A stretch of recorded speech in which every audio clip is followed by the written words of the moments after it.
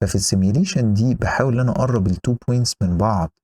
الهدف بتاعي ان انا اقلل الاتش اللي انا الفاليو اللي انا بزودها هنا على الاكس لحد ما تابروتش زيرو، وساعتها فعلا اللاين بتاعي ده السيكنت لاين ده فعلا هيكون التانجنت لاين. فانت تبص هنا تلاقي ان انا عندي هنا اكس مطلعه اف اوف اكس اللي هي الاكس بتاعتي البروجيكشن بتاعها مطلعه الفانكشن الاف اوف اكس. عندي الاكس بلس اتش، انا زودت اتش بس على الحته دي، يعني الحته دي باتش تطلع لي اف اوف اكس زائد اتش، هعوض باكس بلس اتش عشان احصل على الفاليو اللي هتطلع هنا. فتعالى نحط ده في ايكويشن، يعني افهمه ازاي كايكويشن. هو قايل لك بمنتهى البساطه اللي انا عايز دلوقتي ابص على y2 ناقص y1 على x2 ناقص x1، نفس الكلام بتاع السلوب بالظبط. الفرق ان انا دلوقتي الواي 2 دي بقت البروجيكشن بتاع البوينت الثانيه.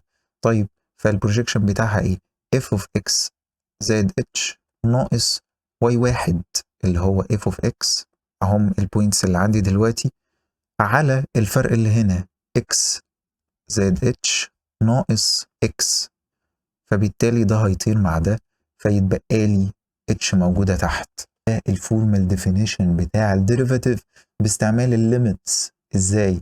لان انت لما تغير في الكلام ده الاتش بتبدا ان هي تصغر وتؤول الى زيرو. يبقى انا الكلام ده لو جبت الليميت بتاع الكلام ده لما الاتش تابروتش زيرو، هو ده بالظبط هيكون الديريفاتيف